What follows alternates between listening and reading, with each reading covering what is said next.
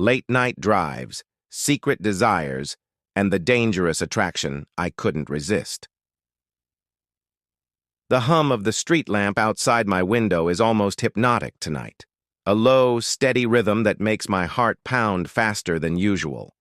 I sit on the edge of the bed, phone in hand, staring at the message that feels like a small dagger buried somewhere between my ribs and my throat. Ice cream? Walk during the break? It's from her. Her, my boyfriend's coworker. And the words aren't even in a flirtatious tone. They shouldn't bother me logically, but something about them twists in my chest anyway. He walks in, late, like he always does after giving her another driving lesson. His shoulders slump a fraction, exhaustion painted in the curve of his back. But there's a smile on his lips, the one that always makes me forget myself for a second. "Hey," he says softly. Just, "Hey," nothing more. And still, it feels loaded. I tuck the phone into my lap, my fingers tracing the edge as if holding onto it will steady the storm. Inside me, late night again? My voice is casual, but even I can hear the tremor in it. Yeah, just helping Sarah with her driving. She's improving. He says it like it's nothing, like I'm supposed to nod and smile and pretend my stomach isn't twisting in knots. I nod anyway, but I can't stop myself from asking, "You do this often?" He hesitates, just the barest fraction of a pause. Not enough to be obvious, but enough to make my pulse race. "A few times this month," he admits. She asked, and I said yes. The apartment is quiet except for the faint whir of the ceiling fan and the occasional distant car. I notice how the light catches on the edge of his jaw, sharp, clean. I want to reach out, touch that line, feel it beneath my fingertips, but my hands are trembling, betraying me. Instead, I take a breath. "Alone?" I ask, my voice smaller than intended. "Yeah, just the two of us." And there it is. The punch to the gut, the soundless confirmation of everything I'm scared of. Alone. Night. Her. Him. My mind spins. I don't trust myself to ask the next question. I don't know if I want the answer. Instead, I stand, moving, toward him under the pretense of needing a glass of water. I watch him, study him, searching for something in his expression, guilt, shame, something that proves I'm overreacting. But he's careful, neutral, calm. The man I fell in love with is right there, and yet something feels off, just out of reach. I glance at his eyes. They meet mine, steady, and I can almost hear the unspoken words between us. I wouldn't do anything with her. You know that. I want to believe it, I do. And yet the tiny spark of unease refuses to go out. My chest tightens as I pour the water, the glass trembling slightly in my hands. "You didn't think to ask me if I was okay with this?" The words slip out before I can stop them. And even as I say them, I feel ridiculous, nearly hysterical. He sighs, running a hand through his hair, and I hate how familiar it feels, how human it makes him. "I didn't think it was necessary," he says quietly, and my stomach drops at the honesty in his tone. He's not lying. He genuinely didn't see it as a problem.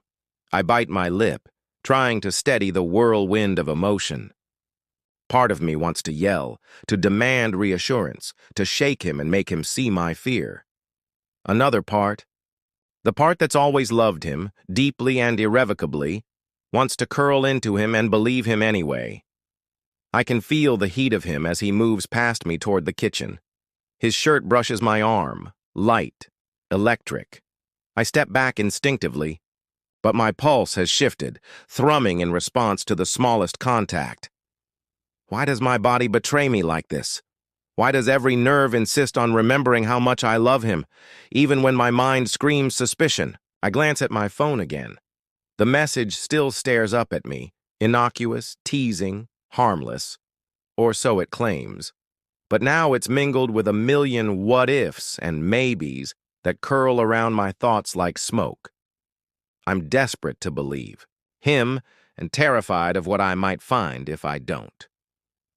The clock ticks past midnight. Outside, the city murmurs in soft, lonely waves. I sit back down on the edge of the bed, gripping the glass of water like it's a lifeline. He leans against the counter, tall, casual, unknowingly commanding my attention, and I realize something I can't ignore. Tonight, something between us shifted, just slightly, imperceptibly, but enough that I can't go back to feeling simple: trust. I take a deep breath, trying to make sense of it, when he turns his head and smiles that careless, infuriating smile that always makes my heart skip. "Go to bed?" he asks, and in that instant, the tension between us is almost palpable, thick as the summer air after rain, silent and magnetic. I nod, though the knot in my stomach tells me that sleep won't come easily. And as I watch him retreat to the bedroom, I know with a sudden sharp certainty that what just happened, will haunt me. Not because of what he's done, but because of what I can't control. I don't realize I've been holding my breath until I finally exhale, and the air feels heavy, tasting faintly of the night, of possibilities, of danger. And somewhere deep, down, a small, forbidden part of me aches, drawn inexplicably to him, even as my mind whispers, "Be careful. Watch him. Don't fall too hard." The quiet in the apartment is no longer comforting. It's full of tension, charged like static before a storm, and I have no idea which way the wind will blow. The next morning, sunlight spills across the kitchen floor, warm and golden, but it does little to ease the weight pressing on my chest. I watch him move around, pouring coffee, humming softly to himself, unaware that I'm studying him like a hawk, my eyes tracing the familiar lines of his shoulders, the gentle arch of his neck, the way he leans into the counter with effortless grace. He's so ordinary, so mundane in his morning habits. And yet, the memory of last night hangs over me like a mist, soft and suffocating all at once. "You're quiet," he says suddenly, looking at me over the rim of his mug, and my stomach tightens. It's amazing how a single glance can make the world shrink, how a simple tone can make my heart pitch forward. "Everything okay?" I force a small smile, careful, neutral. "Yeah, just thinking." The lie tastes bitter in my mouth, and I know he senses it, though he doesn't press. He never does. It's when he mentions Sarah, casually, as if the world could contain such casualness without unraveling, that the unease coils tighter. "She's coming by later," he says, scratching at the stubble along his jaw. "She wants to practice parking. I promised." My fingers tighten around my coffee cup. My breath catches. He's so calm, so sure of himself, so oblivious to the storm he's stirring inside me. I want to say something, anything, to claim some measure of control over this jittering anxiety. But all that comes out is a soft, "Oh." He nods, smiling faintly, brushing past me on the way to the counter. "Don't worry," he adds. And there it is again, their unspoken promise of innocence. But even as the words leave his mouth, my mind rebels, drawing images of them together in the car late at night, laughter echoing in the confined space, hands brushing over gear shifts and seat belts. Later, when she arrives, I hear the soft click of the front door, the lightness of her steps. My heart hammers, and I realize with a start that I'm not just worried. I'm painfully, obsessively aware of every sound, every movement. "Hey!" she chirps, and the tone is bright, casual, too familiar. I step back into the kitchen doorway, hands clutched to my chest, trying to steady the rapid rhythm of my pulse. She looks at me, smiles, and I feel an inexplicable surge of something. Jealousy, Curiosity? Desire? I'm not sure, only that the tightness in my chest refuses to ease. They walk out together, side by side, and I linger at the window, watching, as he shows her the car, guiding her hands over the wheel, demonstrating brake points, the careful hum of the engine blending with the fluttering of my nerves. I should look away, I tell myself, but I can't. The intimacy, the subtle touches, the shared laughter, feels like a threat to everything I thought I understood about us. Minutes stretch, heavy and slow, and when they return, their faces flushed. I notice how he lingers a second too long near her door, the weight of his gaze softening in a way that makes my stomach twist. Later that evening, he comes back into the apartment, brushing past me, shrugging off his jacket. "She's improving," he says lightly, not meeting my eyes. I want to ask him about it, demand details, but the words stick in my throat. Instead, I sink onto the couch, letting the quiet stretch between us. I can feel the tension now, like static in the air, prickling against my skin, impossible to ignore. "I don't like it," I finally murmur, barely above a whisper, my hands fidgeting in my lap. "You going with her at night, alone." He flinches, subtle, almost imperceptible, but enough to make me catch my breath. "It's nothing," he says. "I told you, it's just driving." I shake my head. "It doesn't feel like nothing." He studies me, that familiar, unreadable expression I've loved and feared in equal measure. "Do you not trust me?" The words hang in the air, taut as a wire. My heart hammers against my ribcage, and I realize with sudden clarity that it isn't just about trust. It's about the ache of wanting him, of needing his reassurance, of the small, dangerous thrill that creeps in when he's near another woman, and I can't control it. I want to reach out, grab his arm, feel the warmth of him, and somehow make this right, or worse, make it more complicated. My pulse races. My skin tingles with anticipation and fear all at once. He sits down beside me, close but not touching, and I can smell the faint scent of his cologne, familiar and dizzying. His knee brushes mine, almost accidentally, but the electricity is immediate.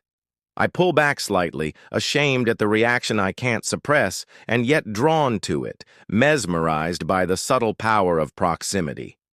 "You know I'd never betray you," he whispers, voice low, almost too intimate for the space between us.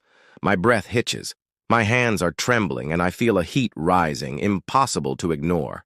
The words are meant to reassure, but they ignite something else entirely. A dangerous pull toward him, a desire mingled with fear, a magnetic tension that has been simmering for days, for weeks.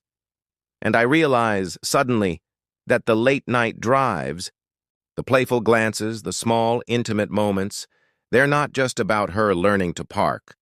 They're about him, about us, about the fragile, precarious space between love, trust, and something dangerously thrilling that neither of us is ready to name. By the time he leaves the couch, heading to the kitchen for a glass of water, I'm trembling, my mind spinning with 1,000 questions I can't voice. The tension has deepened, thickened, made everything between us electric, and I know, without a doubt, that whatever comes next, nothing will be the same. The rain starts as a soft patter against the windows, small rhythmic drops that echo the tension thrumming through my chest.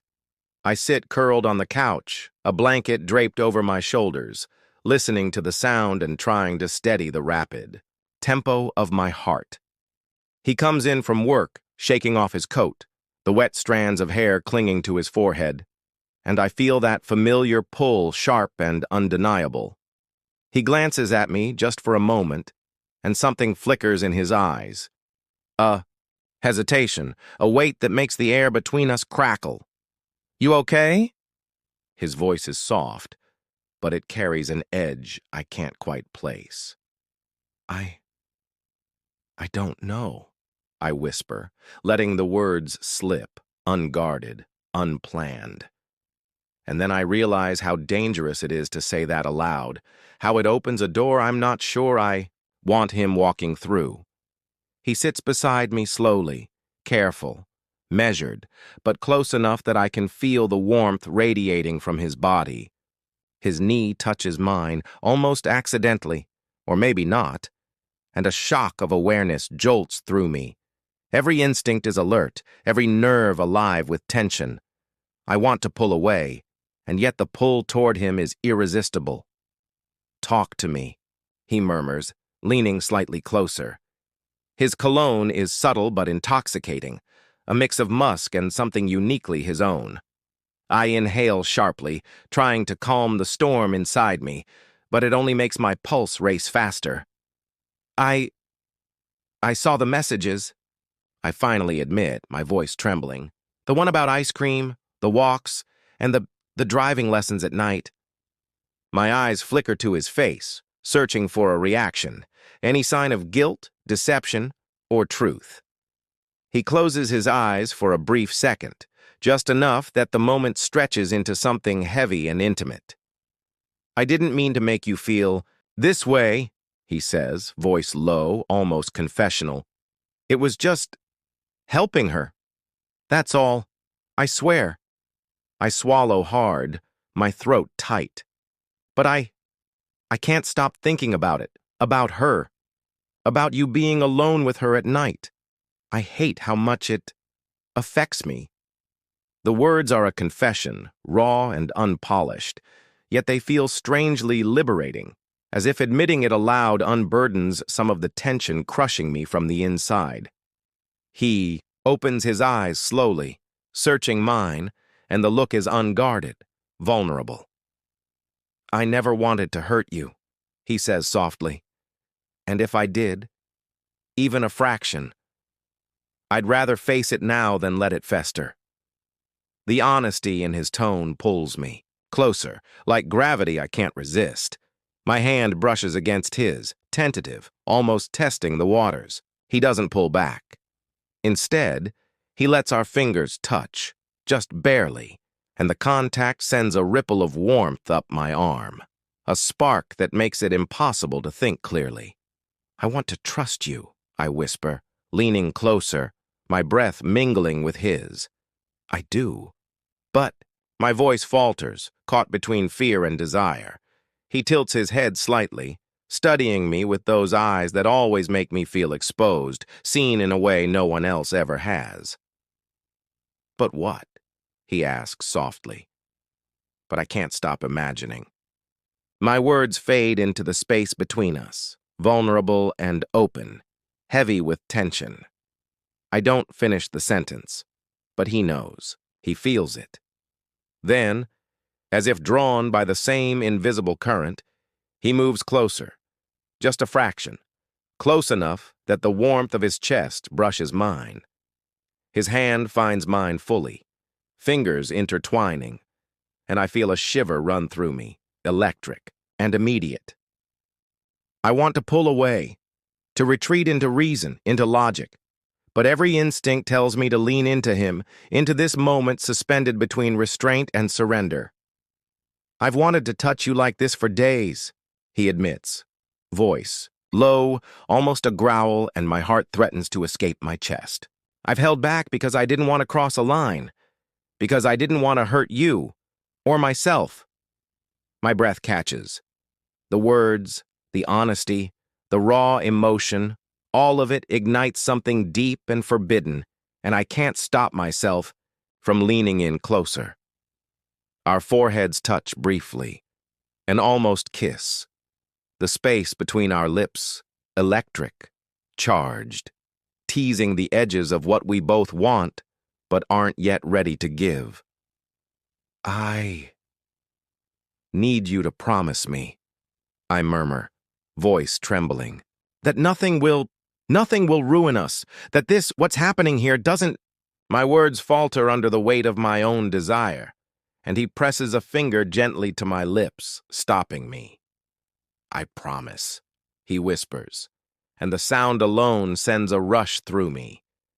His other hand cups my cheek softly, tenderly, and the sensation is overwhelming, intoxicating. For a heartbeat, the rest of the world falls away, the rain outside, the fear, the doubt, and it's just us. And then it happens. The first confession. Slow and exquisite. A kiss. Tentative. Feather light at first, but charged with every unsaid word, every stolen glance, every pulse of tension between us. It's incomplete, unfinished, leaving us both aching for more, craving. The intensity we've been dancing around for weeks. The door clicks. Somewhere outside, a sound, a reminder that the world still exists beyond our bubble.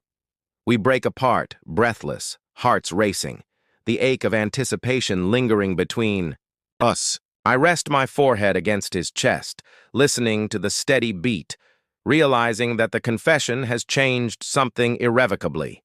Nothing is the same. Not now. Not after this. And yet, even as our fingers remain intertwined, even as our bodies hum with restrained desire, a part of me knows that the story is far from over, and the next chapter is about to push us further into the fire. The apartment is dim tonight, the only light spilling from the street lamp outside, casting long, trembling shadows across the walls. The rain has stopped, but the air is thick, heavy with the scent of damp concrete and electricity, and it mirrors the tension between us perfectly. I can feel it humming, pulsing in every nerve ending, every whispered breath that lingers too long. He's sitting on the edge of the bed, half turned toward me, and I hesitate at the doorway. My pulse loud in my ears. He doesn't ask me to come closer, doesn't need to. The pull is mutual, magnetic, inevitable. And I step forward anyway, heart pounding, feeling the tremor of desire and fear coiling through me. "I can't stop thinking about you," he says suddenly, voice low, rough with emotion, and the sound cuts through the quiet like a knife. It's not a playful tease this time, not a casual brush of intimacy. It's raw, urgent, desperate. I swallow hard, the words catching in my throat. "I feel the same," I admit, my voice barely more than a whisper. And in that single confession, the dam breaks. Months of tension, of restraint, of watching and waiting, all pour forward in a rush that leaves my chest aching, my limbs trembling. He stands slowly, deliberately, closing the distance between us. Every step he takes is weighted with intention, and I can feel the heat radiating from him, washing over me, leaving me exposed, vulnerable, and achingly alive. His hand reaches out, brushing my cheek, tracing the line of my jaw with such tenderness that I gasp, caught between longing and fear. "I've never wanted anyone like this," he murmurs, leaning closer, his forehead resting lightly against mine. "Not like this. Not so completely."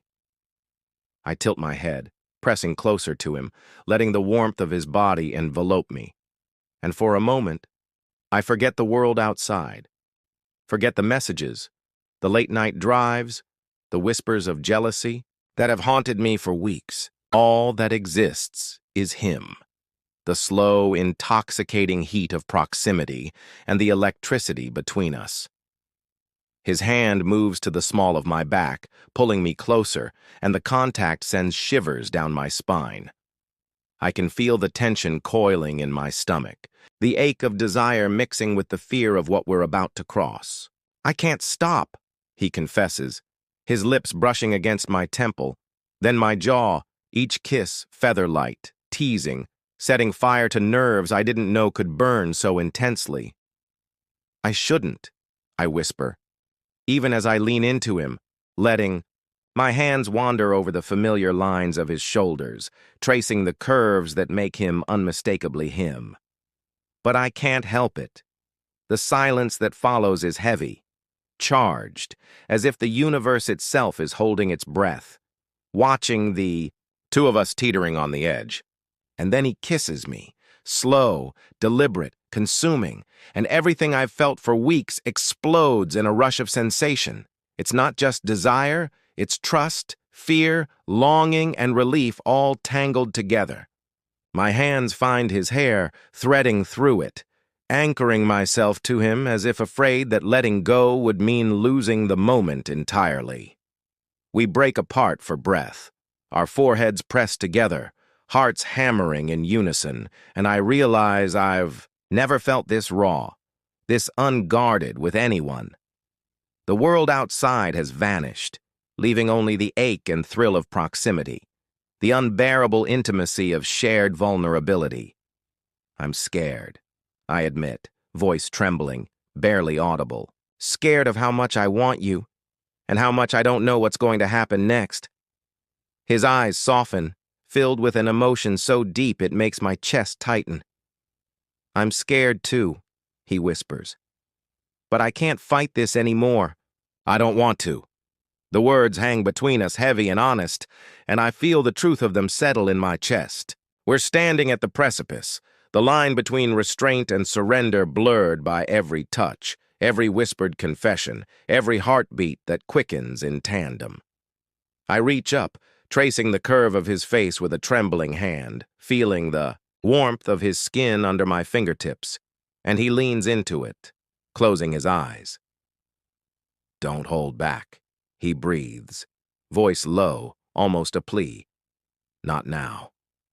Not ever with me.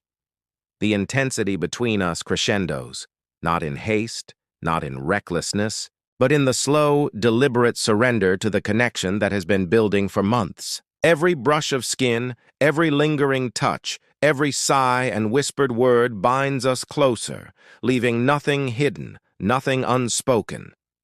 It's not just desire.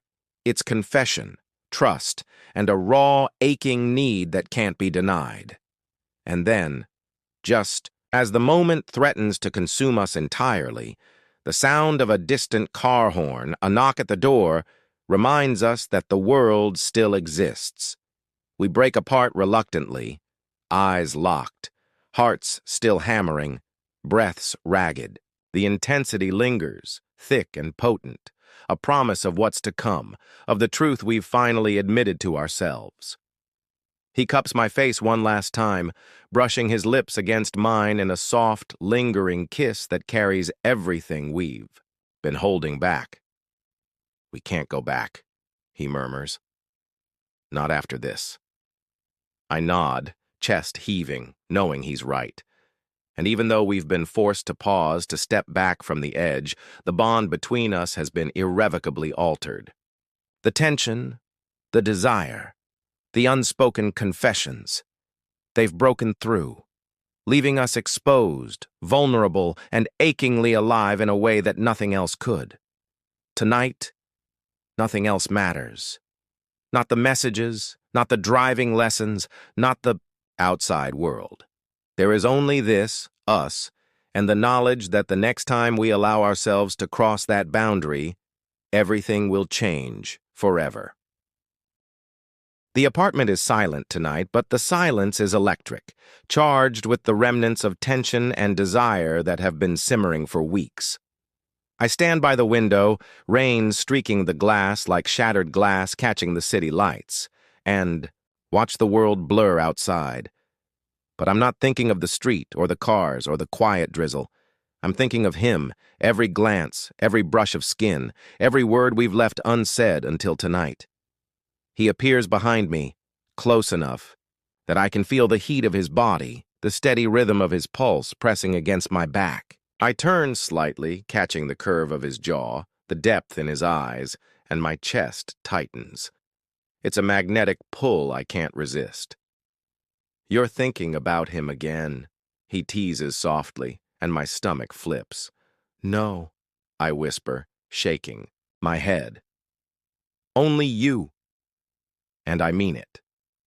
The past weeks, the anxiety, the tension, they all boil down to this moment, this fragile, vulnerable space where nothing else exists but us.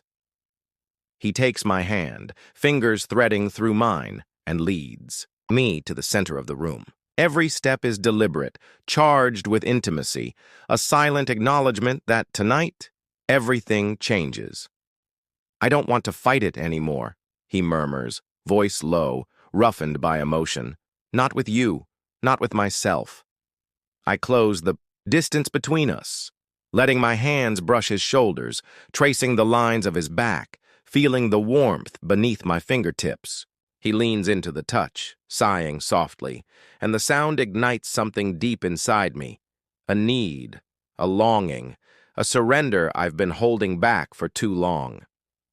Our lips meet, slowly at first, teasing, exploring, a delicate dance of restraint and desire. But restraint doesn't last long. The kiss deepens, urgent, demanding, carrying every word we've left unspoken, every tension we've tried to suppress. My hands clutch at his shirt, pulling him closer, feeling the hard warmth of his chest against mine, and the world outside dissolves completely. I've wanted you like this. For so long, he whispers between kisses, and I shiver, breathless. Every time I see you, every time I think about you, it's all I can feel. I know, I murmur, voice trembling, and the words are a confession I've kept for too long. I feel it too. All of it. Every part of it. I can't, won't, ignore it anymore. His hands move to the small of my back, pulling me flush, against him, and I can feel the tension, the desire, the need vibrating through both of us. It's not reckless, it's intentional, deliberate, an acknowledgement that this, what we've been holding back, is real, undeniable, and consuming. We break apart just slightly, foreheads touching, breaths mingling, hearts hammering in unison. No more secrets, he murmurs. No more holding back. Whatever this is between us, it's ours, and I won't let it slip away. I nod, unable to speak, because speaking would shatter the fragile, perfect intensity of the moment. Instead, I let my hands explore him, tracing the familiar contours of his shoulders, his neck, memorizing the warmth, the texture, the presence of him.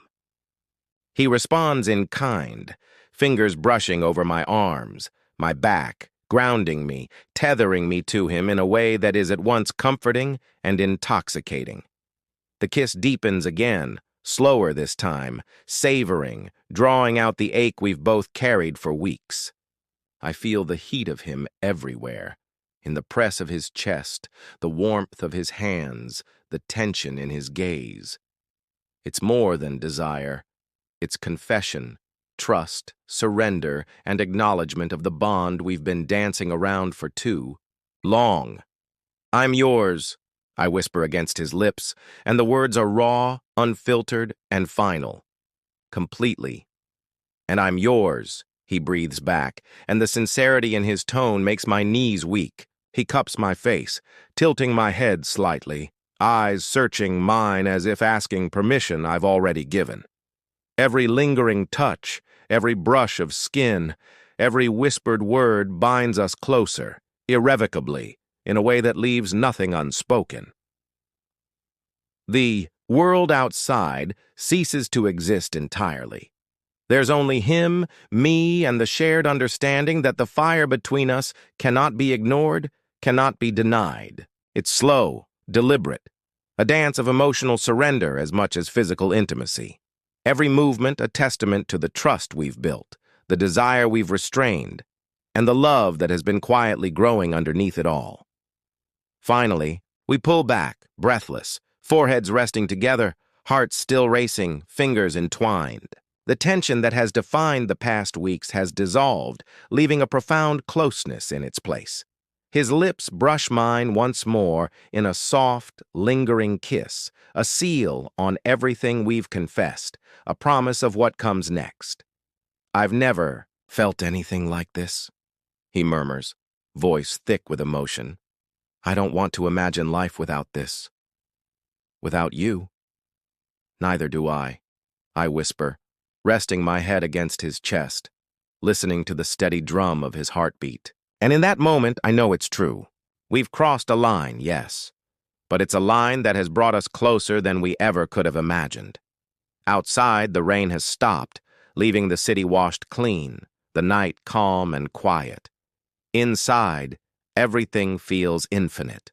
Our connection, our confession, our surrender, the fear, the jealousy, the uncertainty, they've all been transformed into something breathtakingly intimate, unbreakable, and real.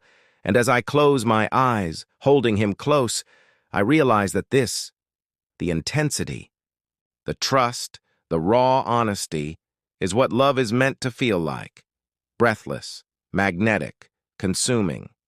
And I never want to let it go.